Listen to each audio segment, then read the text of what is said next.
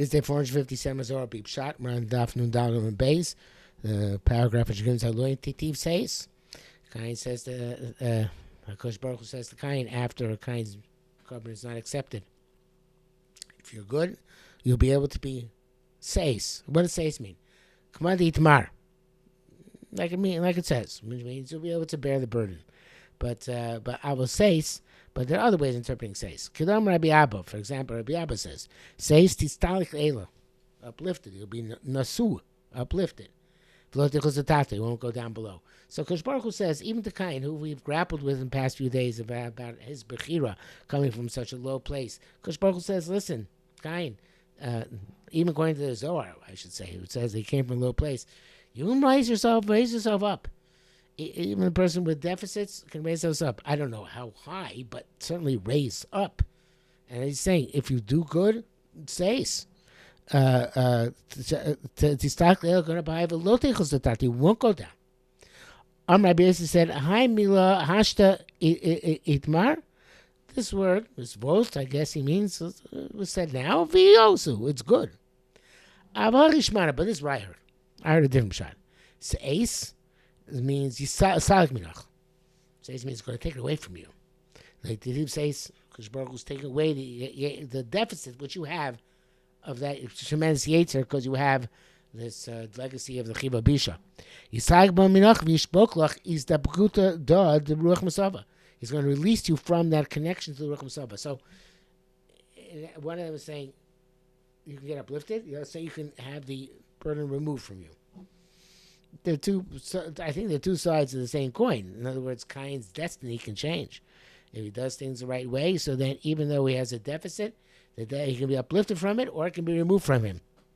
Those are two different ways which it can be handled, but the same principle. The elo, if not, the Pesach Hatos sin is waiting by the opening. It's crouching. My Pesach. What is this opening by which it's waiting? This is the din from on high. The pischa de kula, which is the opening of everything. There's a din from on high, and this is by which you're going to eventually be judged, right? The Pesach, and you're going to eventually come to that Pesach and be judged.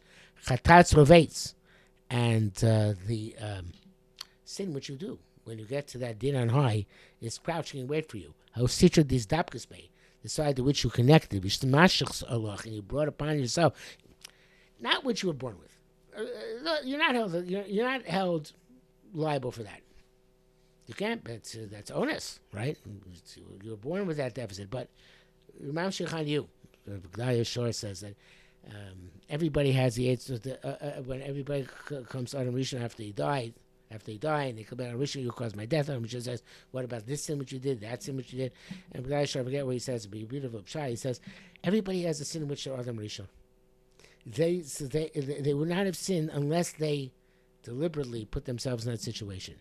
In other words, the Rishon's sin was to put himself in a situation of Tumah, which he was not necessarily going to succumb to before. He put himself in a situation and he deliberately chose Sheker, as the Rambam says.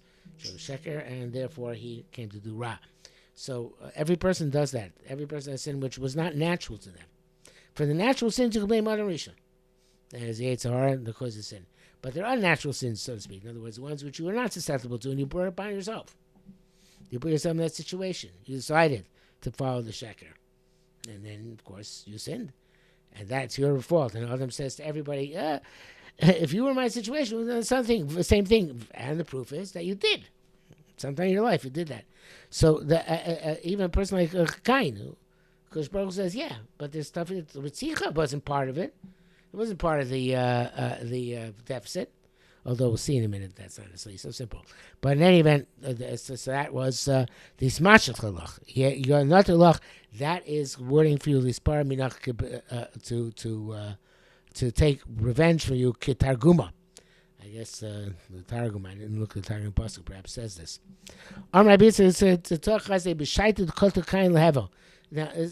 an interesting thing because it sounds like there was a pretty actually deep intrinsic Tuma and Kayin, because it says, "Come when you see when he wanted to kill Kevel, lo hava yada hech yapik nishmasimine."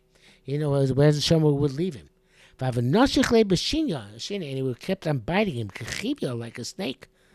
V'okmur chevraya, and this is how the chevraya have understood this. In other words, that it was pretty deep. The negative aspect of Kayin, even that he's like a snake in his behavior. But even then, whatever Akadosh Baruch Hu says, there are ways out of it. Yeah, you have the damage in the chivya of Haraya, the way you killed Kayin according to the Zohar, according to the Zohar, is that you bit him. But still, Intuitive says you can get out of it. Again, I'm not sure to what extent, but you can get out of it, and you should try. And at this point, bear in mind, the Kayin hadn't yet killed him. At the end, we'll see that he kills him. That this Midah Chiva Bisha, could be a Kosh Baruch who said to him, at this point, be very careful. Yes, you can get out of this Chiva Bisha. Kayin didn't. That's why the happened with the end. Okay, then we're going to get next to the curse, which kind of underwent, but that we'll leave for now.